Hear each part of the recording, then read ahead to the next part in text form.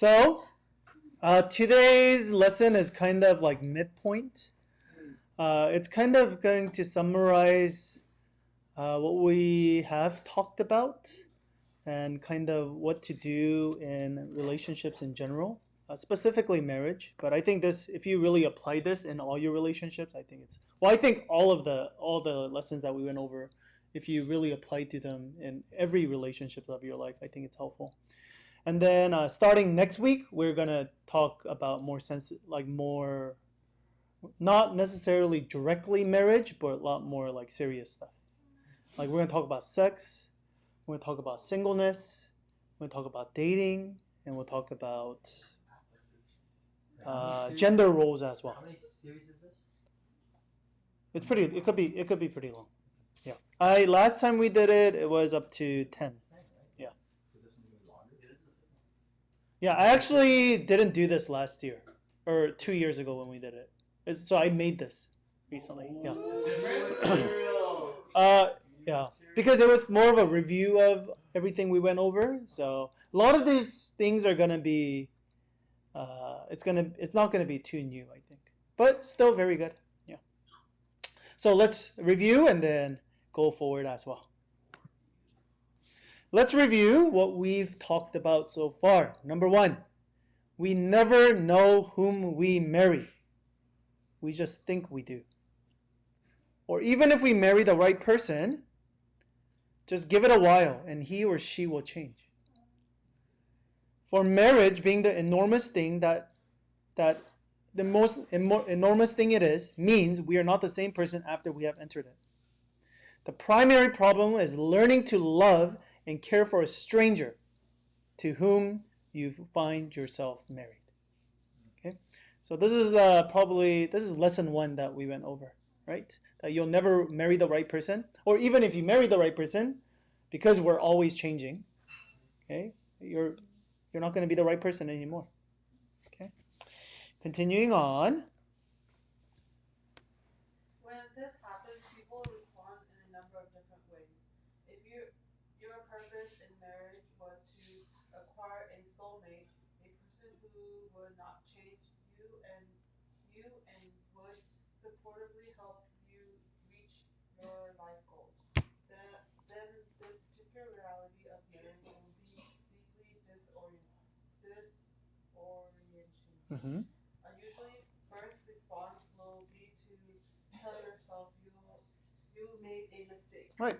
Okay, so again, if you go into marriage thinking this is about me, and that person doesn't think that about you, and they think that it's about me too, then you see how marriages could collapse very, very easily.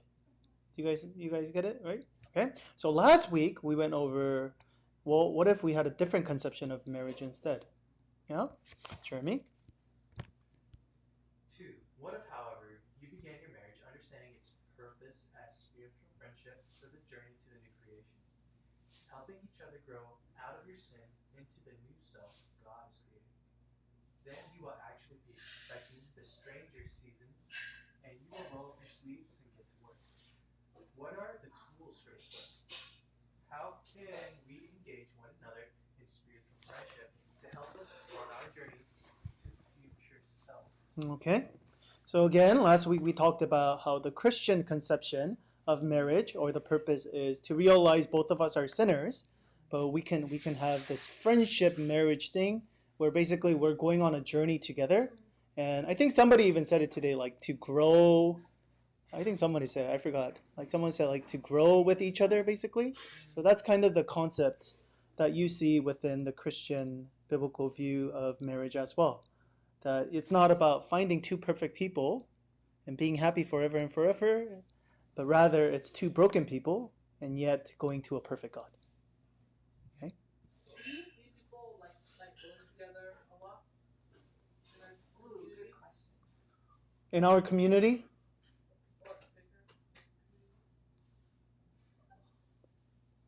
Like grow in what way? I've seen people grow people. yeah, I think even within the Christian church, I think a lot of people have actually missed out on this. But I think, and I don't think, I don't necessarily just blame them either, because I think a lot of them they weren't fortunate as you guys to actually know and learn this, right? Like I mean, if I didn't read this book, I think I would still be like have my own concept. Like basically, most of what we have is from media, whether we like it or not, right? Because our parents probably didn't tell us too much about it, right? Even like in my other Bible study, we were talking about sex. I mean, when did we talk to our parents about sex? Mostly never, almost never. So if that's the case, then where are we getting all our information from? Our movies that we're watching and our friends. And obviously they're very reputable. No, absolutely not, right? So same thing with marriage too, I think. I don't think we have a good picture of what marriage looks like. So again, we watch movies or dramas. What do they look like? They look like, wow, two perfectly people fall in love with each other. And of course they have some little quirks here and there, but in the end they love happily ever after kind of a thing. So yeah. All right. So great question, by the way. So if we are to go forward, then practically, so I think this would be like good part two of what we talked about last week, which was we need to have a friendship marriage. Then what does that really look like specifically? Okay, and that's what we're going to.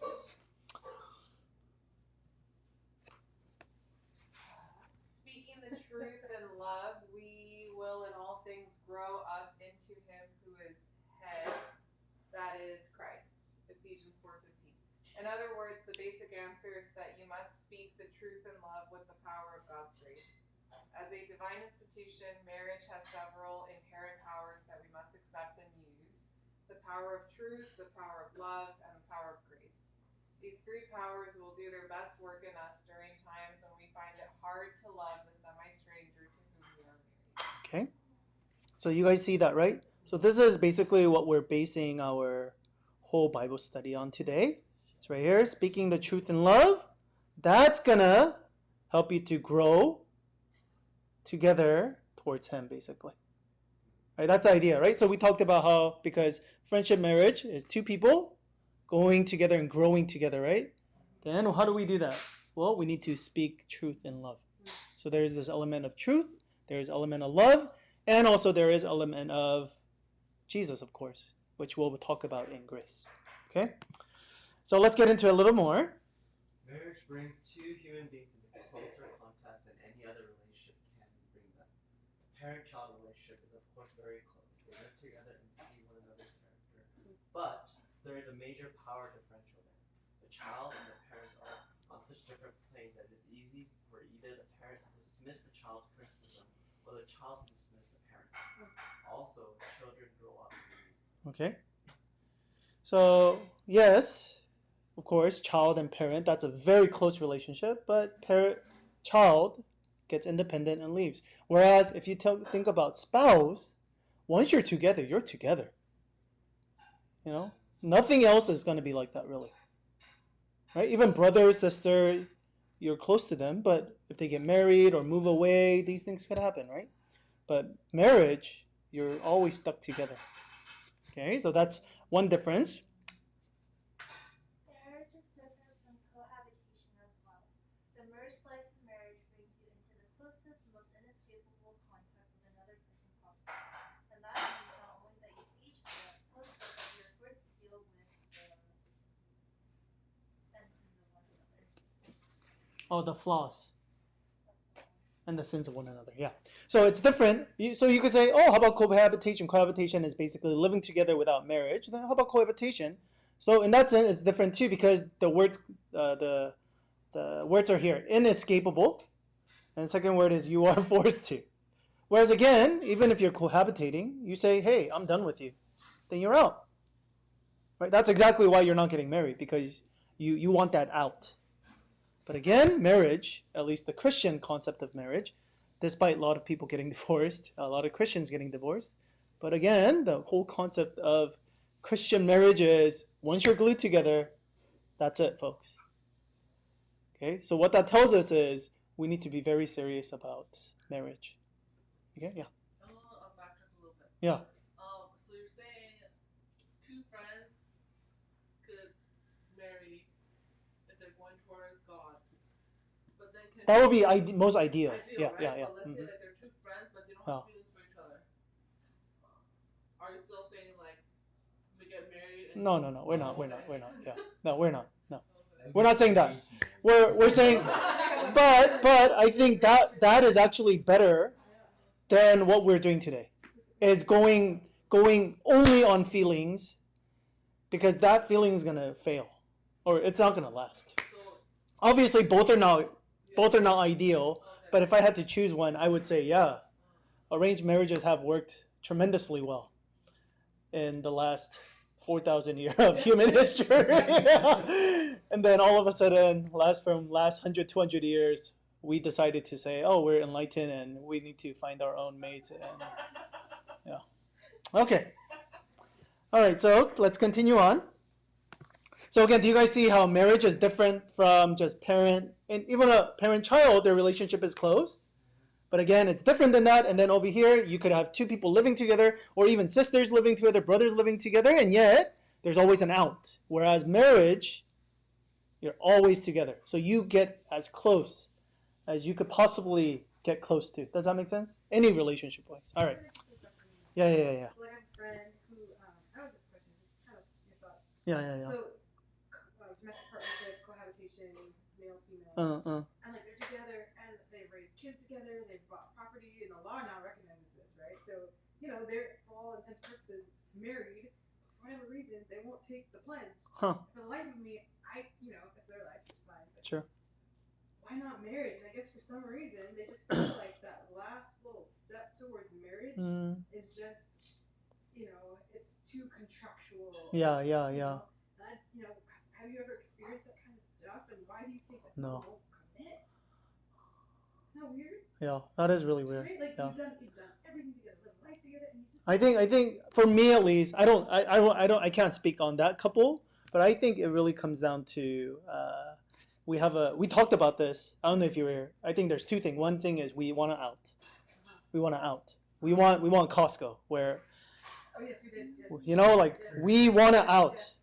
Except, on electronics, you can't have it always an out. Even at Costco, they have their limits, just letting you know. And second thing is, I think we bought into the lie that commitment is going to, now we're going into jail. Yeah. Instead of seeing the beauty of commitment. Yeah. How it is only through commitment that there could be intimacy. Yeah. You have to tell them that.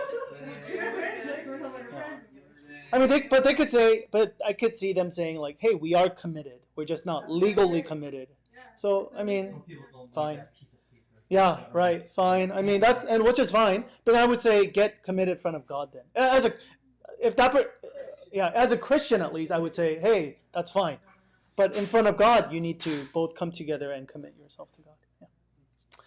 Great question so far, guys. Let's continue on. All right. This is why marriage is hard. Let's talk. Joanna? Others have seen these flaws in you. Your parents certainly have, and others that have lived with you, such as siblings, college roommates, friends, have seen them too. But if they spoke to you about them, you could either write them off as being biased or mistaken, or you could escape from the weight of the criticism by vaguely promising to do better in the future. However, your confronters didn't keep up their confrontations, and you haven't really admitted the severity of the problem. But while your character flaws may have created mild problems for other people, it will create major problems for your spouse and your marriage. Okay. That kind of makes sense, right? So if a friend tells you you have anger issues and you go, oh, but you don't know me, dude. Right? Don't know me. Right? Okay, or you could say, yeah, okay. But you could just kind of distance yourself from the friend. But again, imagine your wife or your husband telling you that. Where are you gonna go? Okay, where are you gonna go? Or are you gonna say you don't know me? Does that make sense? All right. So when your wife or your spouse says it, it becomes a different story now. Okay, you can't, and also you can't just. Well, I mean you can, but your marriage goes out the window as well. Then. Mercy. Right? It's not good. Continuing on. Think of this aspect of marriage using the analogy of an old bridge over a stream. Imagine that there are hairline fractures that are very close inspection would reveal. But to the naked eye, there is nothing wrong. But now see a 10-ton truck drive onto the bridge. The structural defects will be exposed for all to see because of the strain the truck puts on the bridge. Suddenly, you can see where all the flaws are. The truck didn't create the weaknesses, it revealed them. Okay, so you guys kind of understand, right? There's a bridge, there's cracks, but again, it's like small, tiny cracks that you can't really see. Really, something heavy goes over, then you could see it more. Again, that's with relationships as well. Okay, basically, it's not because of my wife I have an anger problem. I had an anger problem. She just revealed it and brought it out. And this is what we talked about. And some of you guys who remember when we talked about our was it Dongwei's COVID series? I think it might have been that, or the series before that, where we talked about suffering or difficulty brings your true self out. It doesn't make you bitter. It just brings that side out of you. Okay, even like the whole like George Floyd thing right now that's going on, that didn't create problems. We already had social injustice problems. It's really the weight is really bearing on this world and everything is showing. Does that make sense? Continuing on, when you get married, your spouse is a big truck driving right through your heart. Marriage brings out the worst in you. It doesn't create your weaknesses, though you're going to blame your spouse for the blow up. It reveals them. Okay, it reveals them. This is the very first part of making your marriage into a relationship that enhances growth. Marriage, by its very nature, has the power of truth. The power to show you the truth about who you are. Okay, so that's why, in one hand, it's the most difficult thing. Because you don't want to see a lot of your cracks. Or you refuse to see some of your cracks. But now, when you are married, you have to confront them. Or your spouse is confronting you about it. Or you're having marital problems because of it. And now, every single day, you're reminded of it. Okay?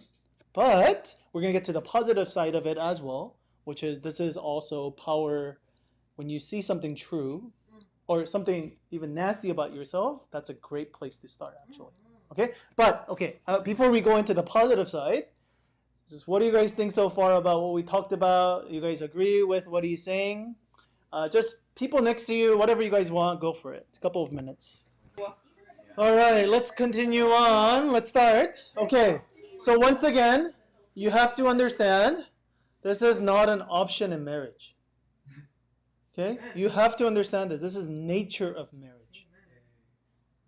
Okay, the nature of marriage, okay, is power of truth. That's very, very important. All right, let's continue on. This may sound discouraging, but it is really the road to liberation.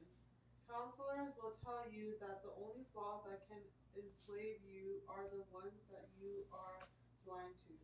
If you are in denial about some features of your character, the features will control you. But marriage blows the lid off, turns the light on. Now there is hope.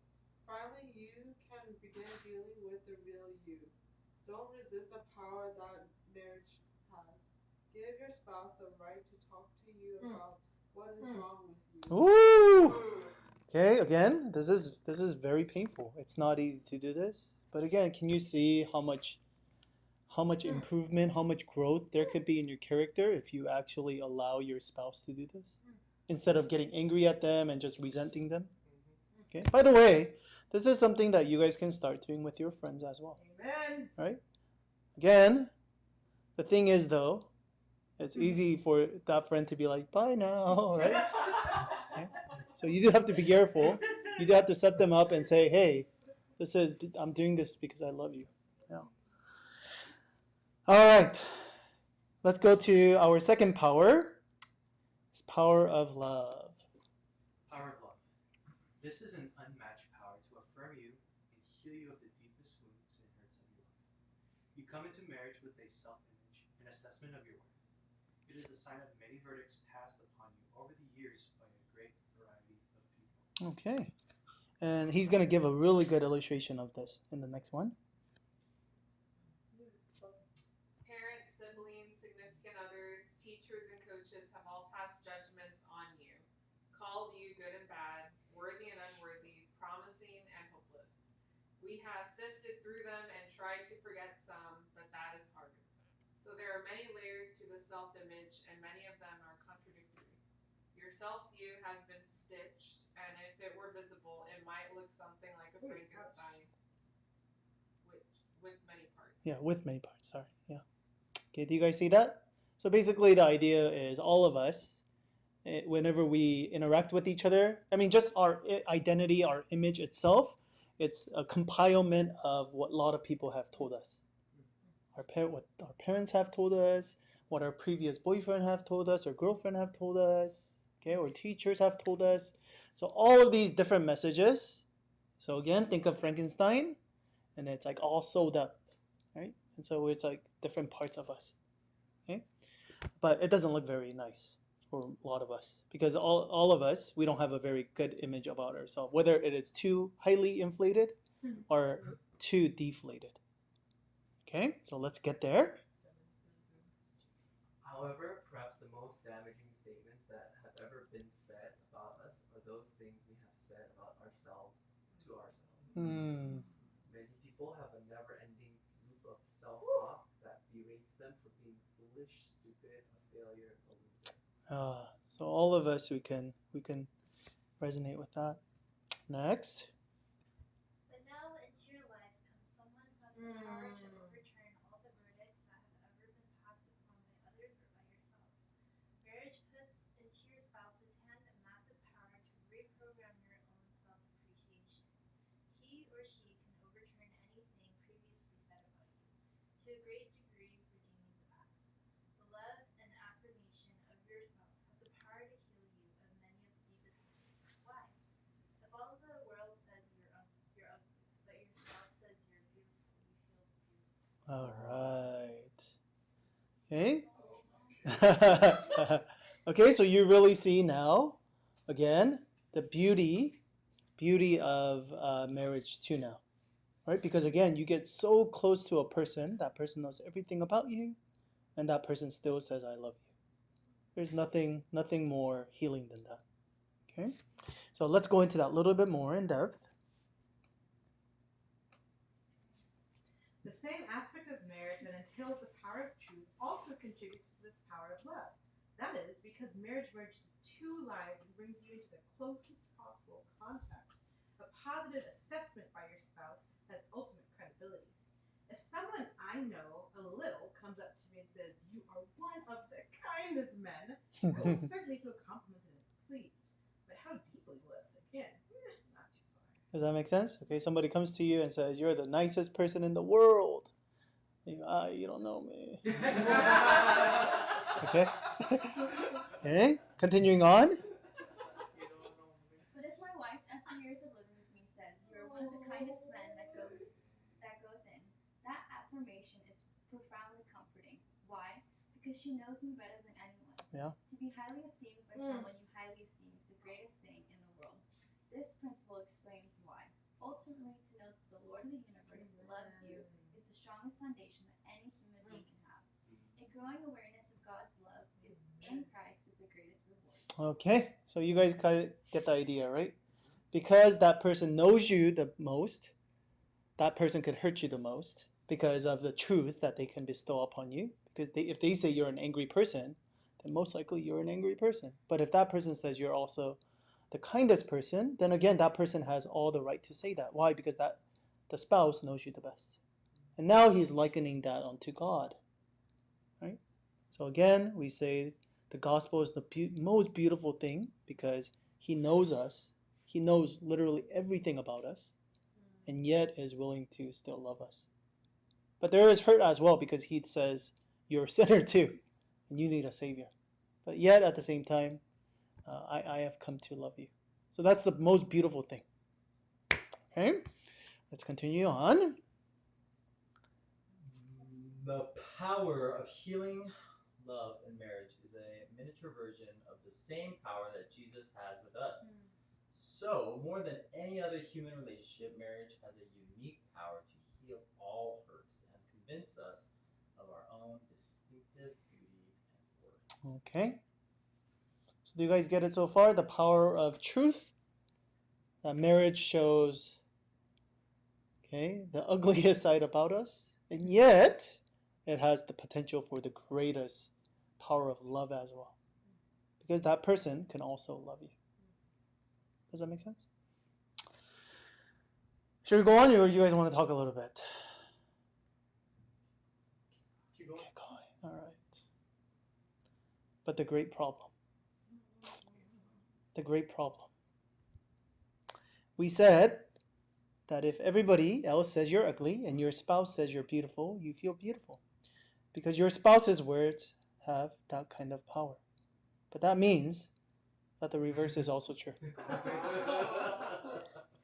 Mercy. If everyone else says you're beautiful and your spouse says you're ugly, you will feel ugly. Your spouse's opinion of you can be a terrible, terrible weapon. Okay, so you see it has potential for great power and great damage. Okay, so let's continue on. And there's a great problem of marriage. The one person in the whole world who holds your heart in her hand, whose approval and affirmation you most long for and need, is the one who is hurt more deeply by your sins than anyone else on the planet. Oh, and that's the great irony, right? Okay. Okay, the person who can most heal us is also the person that we can hurt the most as well. Okay. Again, that's the irony of marriage. That's why, again, marriage, if done right, can be really, really beautiful, and if done wrong, literally, like a lot of people say, literally, it's like hell. It's the worst thing. That person knows everything about you and calls you names or belittles you. It's the worst thing ever. Okay. Continuing on. If we don't use truth and love, marriage's most enormous potential for spiritual growth is lost. If I come to realize that my spouse is not really being truthful with me, then our loving affirmations become less powerful in my life.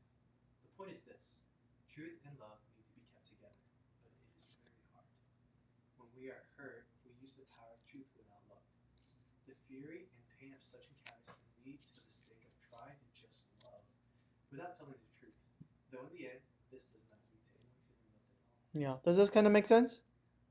So the idea is that we need both. We need truth, the power of truth and power of love. But the problem is a lot of times we have one and not the other. Okay, so I'll give you an example. Okay, so someone who's very maybe confident, or someone who's very direct, or if you're a 7, or no, 8, then you're gonna be then you're gonna be very, very straightforward and direct and speak the truth. Why? Because truth is very important, right? But you're gonna be missing a lot of elements of love. But what happens if you speak truth without love? Then it's just gonna become, for them, just you're just belittling them. Okay, they become bitter or they become angry towards you. Does that make sense? So it doesn't help the marriage. Okay, how about the other way around? Where, huh? I mean, not. Of course not. Yeah, both of these are always together, but we do it, right? Because, like, for example, I can say, for me, did you say truth without love or love without truth? And you have love without truth. Love without You're truth. saying truth without love. There's so many Right, right. Oh, yeah. Nowadays, especially nowadays, it's all about love without truth, right? It's all about, as long as I need to just accept you, regardless of. So now we see love not as I love you despite your flaws, but now it has to be, no, I love you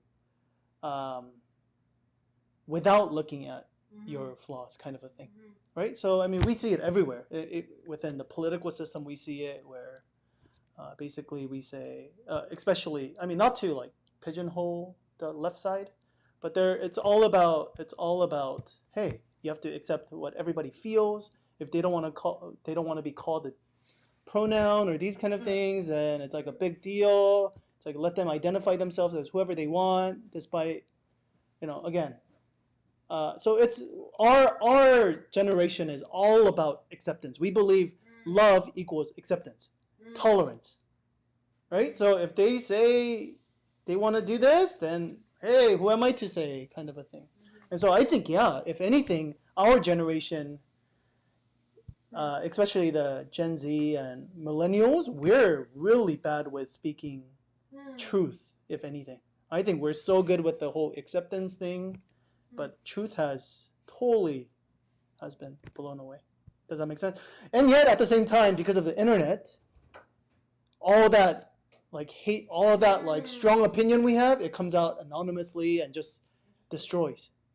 So if anything, we are loving superficially, and then online or other platforms, we speak truth, but because we're doing it anonymously and very indirectly, it doesn't get anywhere either.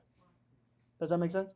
So if anything, we're doing both of these very, very badly, poorly. I think our generation really shows that very well. Did that make sense? Okay. All right. Okay. So again, to go to the other side then. Okay. So this is what some people do. Some people, especially with people with low self-esteem, or they're too scared they don't have enough confidence about their opinions, then they just accept people very easily. Okay, because they say, you know what, my spouse will be like mad at me if I say certain things, and I need to appease them, so they don't say any hard things. You just go, okay, honey, yeah, I love you, kind of a thing. But inside, they're like bitter and they're unhappy. Does that make sense? So again, both of these things, if we don't hold both of them together, then it's gonna do more damage. Continuing on. That's my turn. Is it? You just read. Wait, which bullet point are we on? Yeah, last one. Oh, it's so tiny. It is extremely difficult to use the truth in a loving way. To keep truth and love together. What's the answer then? Okay, and then one more. The power of grace. Truth without love ruins the oneness, and love without truth gives the illusion of unity, but actually stops the journey and the growth. Does that make sense? Does that make sense? Right? If you're just talking truth without love, then again, it doesn't. Right? Just because you're right, that doesn't mean that like it's good. Does that make sense? Right? And then the other side is, if it's just delusion, right? It says everything's fine, but it's really not fine. Okay, continue on. The solution is grace. The experience of Jesus' grace makes it possible to practice the two most important skills in marriage: forgiveness and repentance. Only if we are very good at forgiving and very good at repenting, can truth and love be kept together. Okay, so let's see how forgiveness and repentance is important to holding these two ideas together. What does it take to know the power of grace? First, it takes humility. If you have trouble forgiving someone, it is at least partly because deep in your heart you are thinking, I would never do anything like that. As long as you feel superior to someone, feel like you are a much better kind of person, you'll find it very hard, if not impossible, to forgive. Yeah, this is very interesting. Yeah, obviously, this is not the only reason not to forgive, but I think this is very true. At the heart, at least one piece of our unforgiveness is because we think to ourselves, no, they're really, really bad people. I would never do something like that.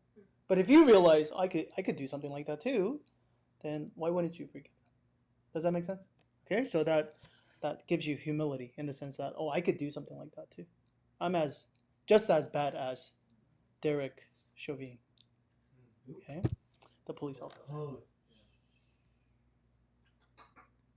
But speaking the truth in love requires not just emotional humility, but also emotional wealth, a fundamental inner joy and confidence.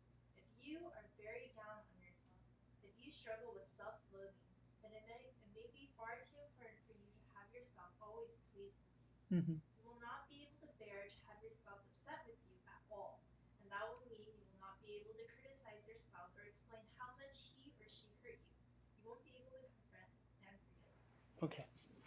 So does that make sense?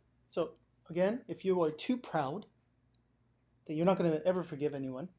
So there's not going to be love. But again, if you're too self-loathing and self-conscious and self-blaming and self-pitying yourself, you're never going to have enough courage or confidence to say the truth. Does that make sense? So again, both of these things are needed, but again, we need grace to bring both of them together like this. Okay, so how does grace do that for us? Joanna.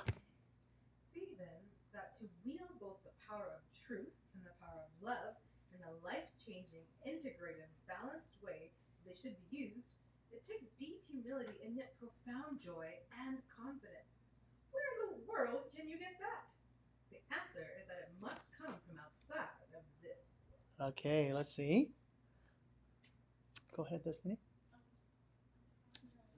Oh, sorry, it's lagging. And